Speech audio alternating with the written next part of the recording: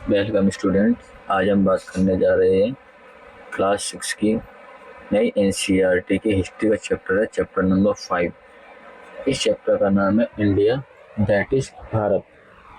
भारत के संविधान में आर्टिकल 1 में भारत को इंडिया दैट इज भारत के नाम से ही संबोधित किया गया है। आज हम बात करने जा रहे हैं कि इस चैप्टर के अंदर भारत के विभिन्न स्वरूपों के बारे में, आज का भारत और प्राचीन समय के भारत के बारे में हम यहाँ पर बात करेंगे। इस चैप्टर की शुरुआत अरबिंदो की लाइन से होती है, जिसमें अरबिंदो जी कहते हैं कि भारत में बहुत पहले ही आध्यात्मिक और सांस्कृतिक एकता पूर्ण हो चुकी थी। यह हिमालय तथा 2 समुद्रों के बीच मानवता की महान लहर के जीवन का आधार बन गई थी। ये भारत के महत्व को यहाँ पे समझाती हुई बात यहाँ पर आती है। और जो हम यहाँ देखते हैं कि हम इस चैप्टर के अंदर 2 बड़े क्वेश्चन उठते हैं कि how we to define India, यानी कि हम भारत को कैसे परिभाषित करें, और what were the ancient name of India, Bharat के प्राचीन नाम क्या क्या थे। तो हम ये चीजें देख रहे हैं कि भारत जो है ना, वो आज से कई हजारों साल पहले और हम आज के भारत की तुलना करेंगे तो हम एक बहुत बड़ा मेजर चेंज हम पाएंगे। समय समय के अनुसार भारत के नामों में भी और भारत के साइज में भी बदलाव होता हुआ हम देखते हैं। जैसे कि हम भारत के बारे में हमें बात कर रहे हैं तो हम हिंदू कुश पर्वत से लेकर के हिमालय पर्वत तक, और साउथ में आपको इंडियन ओशन से लेकर के बे ऑफ बंगाल और अरेबियन सी तक हम इसे यहाँ पर देखते हैं। इंडियन ओशन एकमात्र ऐसा महासागर है जिसका नाम किसी देश के नाम पर पड़ा है, और वो भारत के नाम पे इसका नाम इंडियन ओशन पड़ा है। जब हम देखेंगे कि भारत के नामों के बारे में या इसके साइज के बारे में, भारत के समय समय पर टुकड़े भी होते रहे हैं और इसके नाम और इसकी साइज दोनों में बदलाव आता रहा है। ये वर्तमान का भारत है जिसे हम देख रहे हैं। यहाँ पर हम देख सकते हैं कि बांग्लादेश और पाकिस्तान, अफगानिस्तान का क्षेत्र भी हम यहाँ पर देख सकते हैं।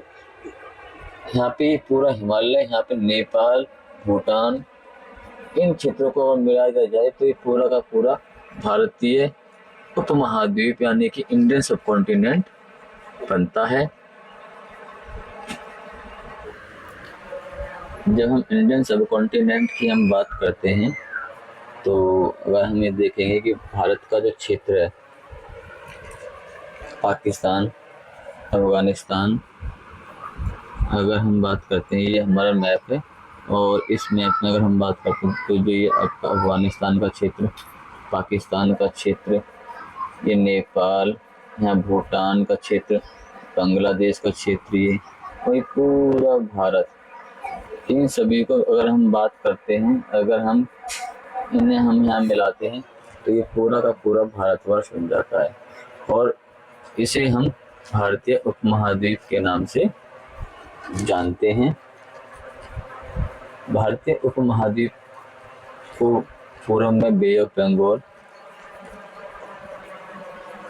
बंगाल, अरेबियन सी वेस्ट में, और साउथ में ये इंडियन ओशन यानी हिंद महासागर, ये समुद्री सीमाएं हमारी बनाते हैं। जब हम बात करते हैं कि इंडियन सब कॉन्टिनेंट 5000 साल पहले, 2000 साल पहले इस तरह के यहाँ बताया गया है।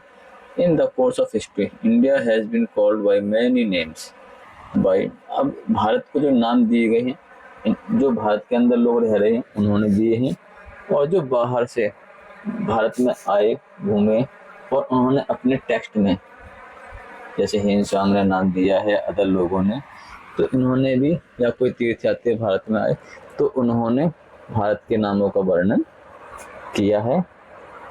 जब हम आगे बात करते हैं कि हाउ इंडियन नेम, भारत का नाम, जब हम बात करते हैं कि भारत के नामों की बात करेंगे तो हम ये देखेंगे कि भारत का नाम इंडिया कैसे पड़ा है।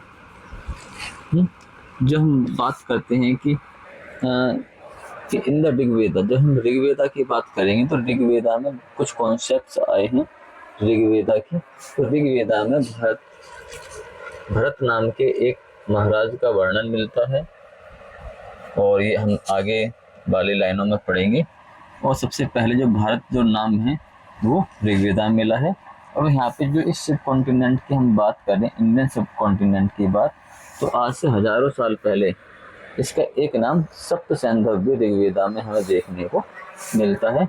और इस सप्त सैंधव्य की हम बात करते हैं तो लैंड ऑफ द 7 रिवर, हम यहाँ पे लैंड ऑफ 7 रिवर की बात करते हैं। और जब 7 रिवर की हम बात करेंगे तो इसमें जो 7 रिवर की हम बात करते हैं, तो जब देखेंगे कि हम 7 रिवर के अंदर कौन कौन सी इसके अंतर्गत रिवरें आती हैं, तो हम उन रिवरों के बारे में बात करते हैं कि सिंध नदी के साथ साथ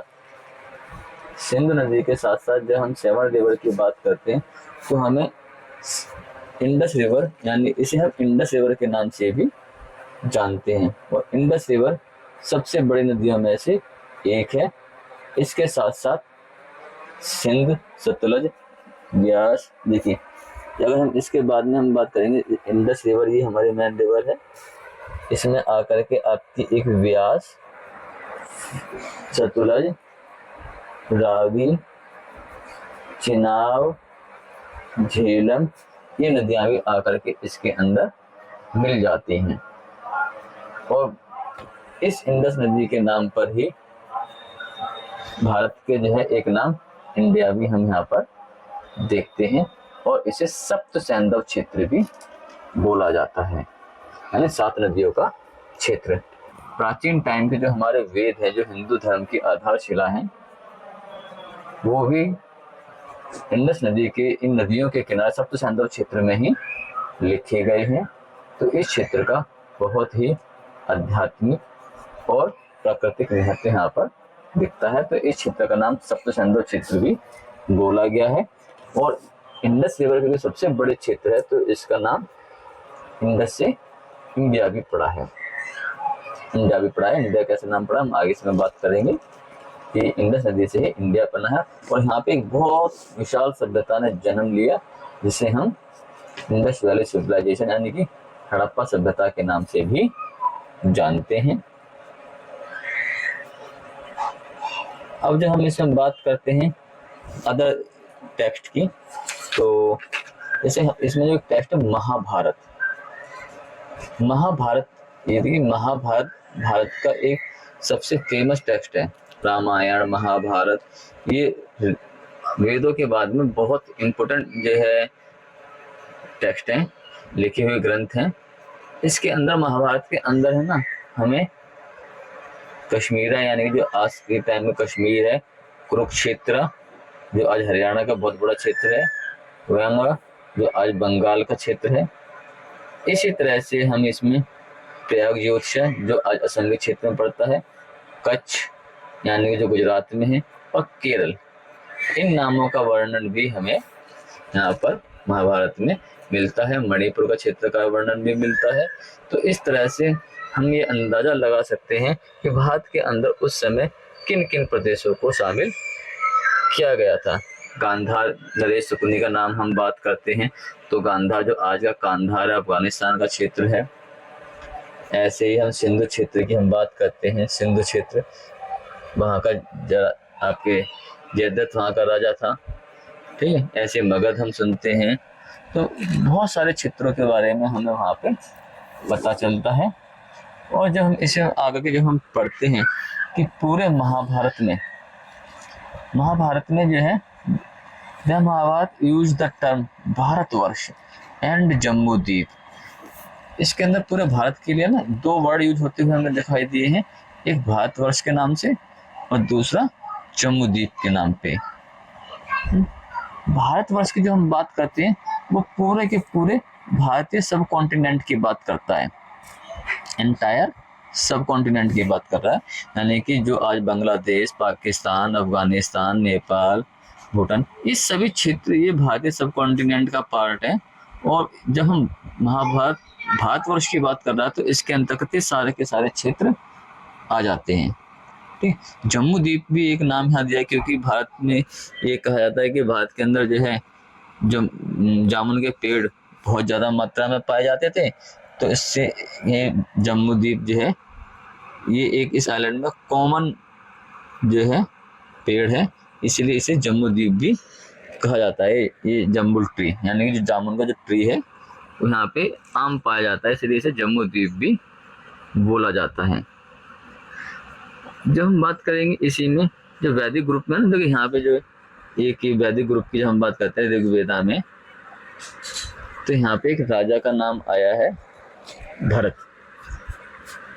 बहुत पता के राजा हुए थे भरत, तो उन्हीं के नाम पे भारतवर्ष का ऋग्वेदा में जिन भरत का नाम मिलता है उन्हीं भरत के नाम पे इस भारतवर्ष का नाम रखा गया है। तो ये चीजें, लेकिन इसकी जो हम बात करते हैं कि हमें कहीं लिखित में जो ऐसे एविडेंस के तौर पे हम बात करते हैं तो अशोका के टाइम पे बहुत सारे इंस्क्रिप्शंस मिले हैं 250 BC पूर्व, और हमें बताया गया है कि उस इंस्क्रिप्शंस में हमें पता चलता है कि भारतवर्ष के अंतर्गत कौन कौन से क्षेत्र आया करते थे। उस समय के पूरे भारतवर्ष का नक्शा है। जैसे हम अभी प्रयाग ज्योतिषी की हमने इसमें महाभारत में इस प्रयाग ज्योतिषी की बात की जो असम में है? ये हम बात करते हैं मद्र नरेश, जो युधिष्ठिर की छोटी माँ थी माद्री, वो मद्र नरेश की थी। इसी तरह से हम इसमें बहुत सारे क्षेत्रों के बारे में हम यहाँ पे पढ़ सकते हैं कि कौशल नरेश, पांचाल, द्रौपदी पांचाल की थी, मत्स्य नरेश, तो उस समय ये आपका ये गांधार यहाँ पड़ता है, ये आपका सैंधव क्षेत्र है। तो भारत का जो पूरा वर्णन है वो हम यहाँ देखेंगे कि किस तरीके से जो है महाभारत में भारतवर्ष का जो विभिन्न क्षेत्रों के बारे में जिक्र आया है। जब अशोक की हम बात कर रहे हैं तो जो अशोक के बारे में पूरे इंडिया जम्मू द्वीप के बारे में जो अशोक ने भारतवर्ष जम्मू द्वीप जो नाम दिया है उसमें जो डिस्क्राइब किया गया है वो पूरे इंडिया को डिस्क्राइब किया गया, पूरे इंडियन सब कॉन्टिनेंट को डिस्क्राइब किया है, whole India, which at that time included what today's Bangladesh, Pakistan as well as Afghanistan. यानी कि ये सारे क्षेत्र अशोक के समय जो इंस्क्रिप्शंस में यानी अभिलेखकारों में जो लिखे गए हैं कि भारत, पाकिस्तान, बांग्लादेश, ये सभी के सभी भारतवर्ष का हिस्सा हुआ करते थे। देखिए विष्णु पुराण हिंदुओं का एक बहुत ही पवित्र पुराण है, तो पुराणों में भी भारतवर्ष का वर्णन आया है। तो उत्तरम एत समुद्रस्य यानी कि उत्तर से लेकर के समुद्र तक, the country that lie north to ocean and south to snowy mountain in call Bharat. यानी कि उत्तर से समुद्र तक, यानी उत्तर भारत से लेकर समुद्र तक और समुद्र से लेकर के पहाड़ों तक, यानी कि जहाँ पे बर्फ पड़ रही है पहाड़ों में हिमालय तक, वो सारा का सारा भारत है। तो ये एक ज्योग्राफिकल कंडीशंस बताई गई है विष्णु पुराण में कि भारत का क्षेत्र कौन सा है। लेकिन आज की हम बात करते हैं तो भारत के आज इसमें से कई देश निकल गए हैं। हम इसे उत्तर में हम इसे भारत बोलते हैं और साउथ इंडिया इसे भारतम बोलती है, भारतम। नॉर्थ इंडिया में से भारत बोलते हैं और साउथ इंडिया में से भारतम बोलते हैं।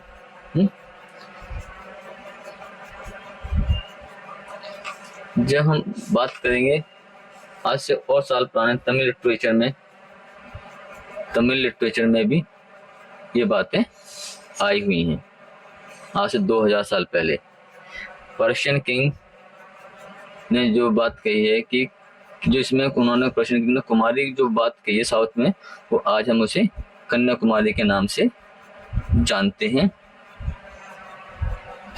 हम्म। दक्षिण में कुमारी, उत्तर में महान पर्वत से, पूर्व और पश्चिम में महासागरों से जो बात कही है पर्शियन किंग ने, तो ये पूरा का पूरा उन्होंने, यानी कि पूर्व में बंगाल की खाड़ी, पश्चिम में अरब सागर, साउथ में केप कुमारी जो आज हम इसे कन्याकुमारी के नाम से जानते हैं, और नॉर्थ में द ग्रेट माउंटेन यानी कि हिमालय पर्वत से। तो इसके ज्योग्राफी को, भारत वर्ष की जो ज्योग्राफी है वो यहाँ पे बहुत अच्छी तरह से बताई गई है।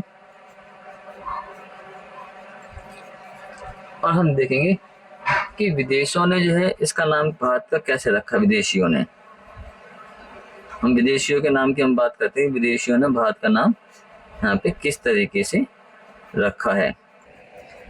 अब भारत का उल्लेख करने वाले पहले विदेशी ईरान के प्राचीन निवासी फारसी थे।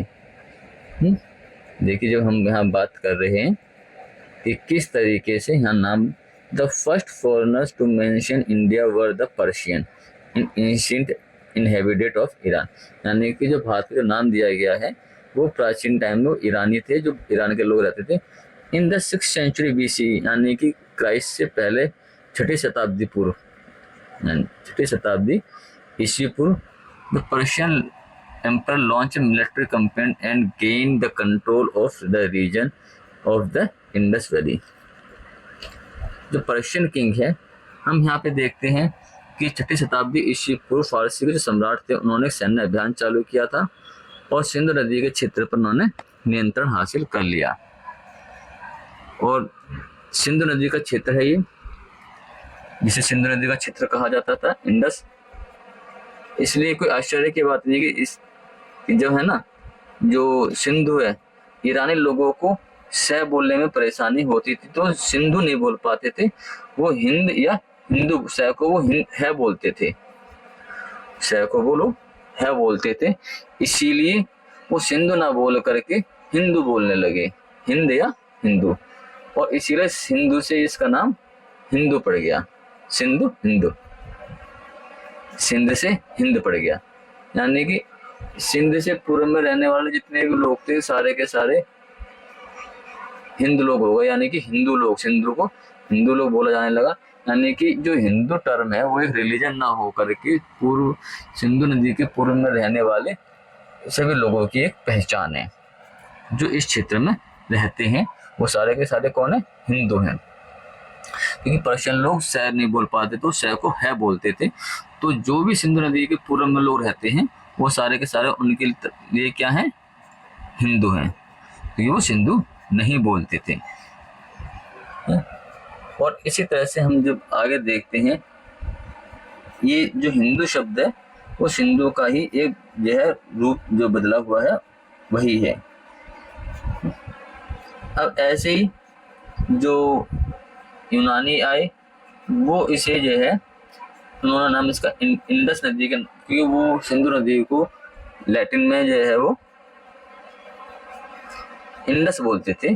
तो जो ये लैटिन वर्ड, ये जो यूनानी थे वो सिंधु के आधार पर ही इसे सिंधु ना बोल करके वो इसे इंडो बोलते थे, सिंधु को इंडो, और इंडो से इसका नाम इंडस पड़ा। और फिर बाद में चल करके वो इसे इंडो ही बोलने लगे, वो स को ए बोलते। तो इसमें ना जो प्रोनाउंसिएशन का जो फर्क है, जो यूनानी लोग थे वो से इंडो बोलते, सिंधु ना बोल करके इंडो बोलते थे, और इसी के आधार पर इनका नाम उन्होंने इंडस रखा और जो है इंडोई नाम या इंडिके नाम वो बोलने लगे हैं। सिंधु नाम इसका ओरिजिनल है, जो सिंधु को हिंदू बोला ये फारसियों ने। अगर हम बात करते हैं तो जब हम इसकी बात करेंगे तो ये फारसी यानी जो पर्शियन थे इन्होंने इसका नाम फारसी में हिंदू बोलना चालू किया, और इंडो या इंडो की ये इनके आधार पे, यानी कि हिंदू के यानी फारसियों के आधार पे जब यूनानी है उन्होंने इसका नाम यूनानियों ने क्या बोला? इंडोई या इंडो की। यानी इस तरीके से सिंधु से हिंदू यानी हिंदुस्तान नाम निकला है, और फिर इसी आधार पे इसका नाम यहाँ पे इंडिया भी निकला है। ये यूनानियों के आधार पे निकला इंडिया, और फारसियों के आधार पे यहाँ पे हिंदुस्तान लिखा है। इसलिए आपने देखा होगा ज्यादातर मुगल वंश में मुगल वंश है या गुलाम वंश है, वहाँ भारत को हिंदुस्तानी नाम दिया जाता था। और जब चाइनीज आ जाएंगे, जब ये चाइनीज आ जाते हैं, जब चाइनीज इंटरेक्ट करते हैं इंडिया से, तो वो इंडो के आधार पे इंडियो बोलते हैं। इंडियो नाम उन्होंने इसका दिया, यानी कि किस तरह सिंधु नाम, सिंधु से हिंदू हुआ, हिंदू से इंडो हुआ और उससे इंडियो हो गया। ठीक है, तो ये नाम इनके, ये चाइनीज नाम है, चाइनीज लोगों ने नाम दिए हैं, चीन के लोगों ने इसका नाम, जब चीन के संपर्क में आते हैं तो ये नाम इंडो या इंडियो हो जाता है, और यूनानी के नाम से इंडो या, और जो है फारसी के नाम से हिंदू या हिंदुस्तानी नाम हम यहाँ पे देखते हैं।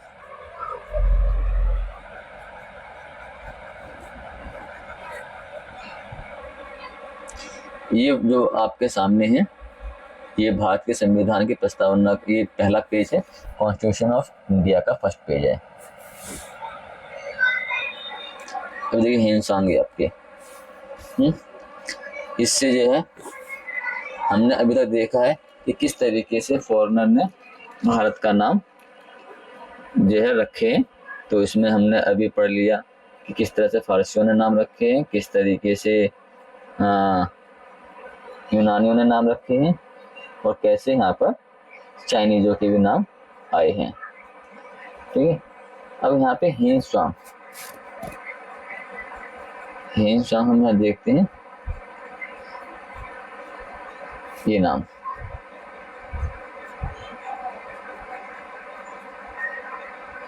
हिंदुस्तान के बारे में पढ़ना बहुत जरूरी है। हिंदुस्तान, उन्होंने भारत के बारे में बहुत कुछ लिखा है। ये एक बौद्धिस्ट थे जो भारत में आए थे, और उन्होंने भारत की जो संस्कृत के बौद्धिस्ट ग्रंथ थे उनका उन्होंने चाइनीज में रूपांतरण किया है, और उन्होंने भारतीय जो धर्मशास्त्र ग्रंथ थे उनको वो लिख करके चाइना ले गए थे, बौद्धिस्ट ग्रंथों को। 7वीं शताब्दी में भारत आए थे और भारत के कई हिस्सों का उन्होंने दौरा किया, बहुत से विद्वानों से मुलाकात की, बुद्ध ग्रंथों का संग्रह किया, और 17 साल बाद, यानी 17 साल ये भारत के अंदर रहे और वापस में वो चीन लौट गए। वे अपने साथ बहुत सी पांडुलिपियों का संस्कृत से चीनी भाषा में अनुवाद करके ले गए थे, और चाइना के अंदर बौद्ध धर्म का विकास हो सका। तो ये अनदर चाइनीज वर्ड है, also derived from Sindhu was Tianzhu. Tianzhu के नाम से भी हम देखते हैं कि ये जो नाम है त्यांझू, ये एक अनोदर नाम निकल करके भारत का आया है। चीनी शब्द त्यांझू, ये सिंधु से निकला हुआ एक चीनी शब्द त्यांझू है।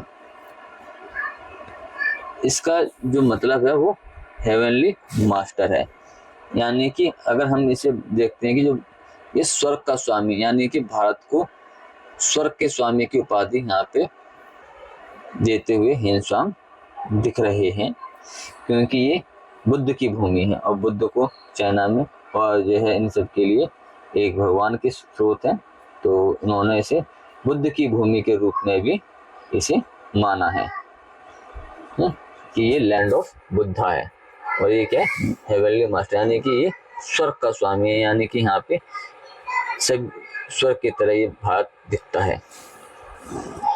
अगर हम बात करते हैं हिंदुस्तानी शब्द, इसका जो इस्तेमाल है ना, ये फारसी लोगों से हुआ है। जो हम बात कर रहे हैं, अभी मैंने बताया था, बात भी करी थी कि जो हिंदुस्तान वर्ड है ये मध्य काल में बहुत ज़्यादा फेमस हुआ है, कि पर्शियन लोग शह को है बोलते थे, तो सिंधु को उन्होंने हिंदू बोलना स्टार्ट किया, और जहाँ सिंधु के पूर्व के लोग रहते हैं उस स्थान को हिंदुस्तान बोला गया, सिंधुस्तान की जगह वो हिंदुस्तान बोलते थे।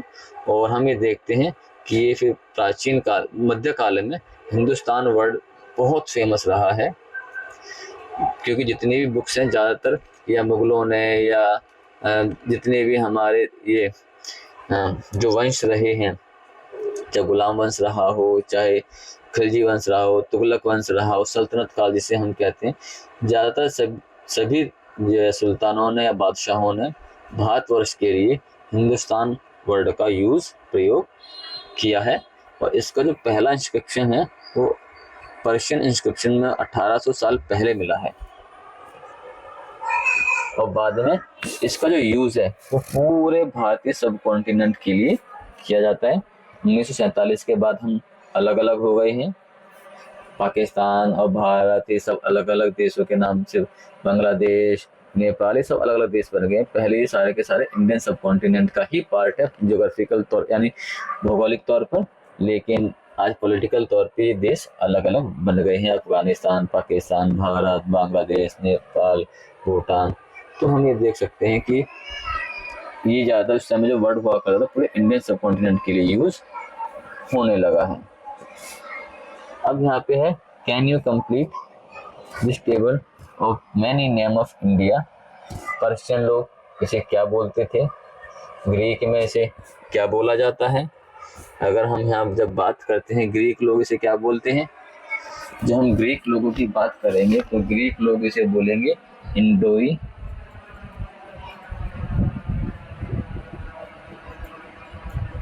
इंडोई बोलेंगे, या इंडिके भी बोलते हैं ये लोग, या फिर से इंडिके।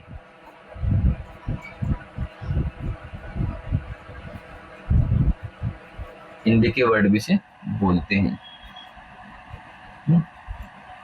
जब हम ये पर्शियन, जब ये जो है ग्रीक के लिए है, जब पर्शियन की अगर हम बात करेंगे तो पर्शियन इसे हिंदू बोलते हैं, हिंदू से हिंदुस्तान निकला है, ये शब्द इस तरीके से आए हैं। चाइनीज की हम बात करते हैं तो ये चाइनीज यहाँ पे इसे हिंदू या इंडोई के नाम से ये आते हैं। अरेबिक या पर्शियन में इसे हिंदुस्तान ही वर्ड बोलते हैं।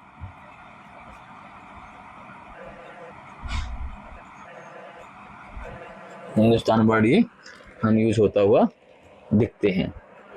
तो ये कुछ नाम है कि भारत का नाम भारत या ये सब जगह कैसे पड़ी है। इसका नाम एक आर्यव्रत भी हम देखते हैं, ठीक है। तो ये बहुत सारे नाम हैं जो हमने यहाँ पे अभी अपने इस बुक में पढ़े हैं। बच्चों को जानना जरूरी है कि भारत का भारतवर्ष नाम या इंडियो या इंडिया या हिंदुस्तान, इस नाम कैसे पड़े हैं। तो यहाँ पे या ताइंजू, ये नाम हम एक और लिख सकते हैं जो हमने नीचे यहाँ पे दिया है। तो यहाँ पे चाइना में ताइंजू भी नाम एक लिख सकते हैं जो हिंदुस्तान का दिया हुआ है। उम्मीद है आपको ये समझ में आया होगा।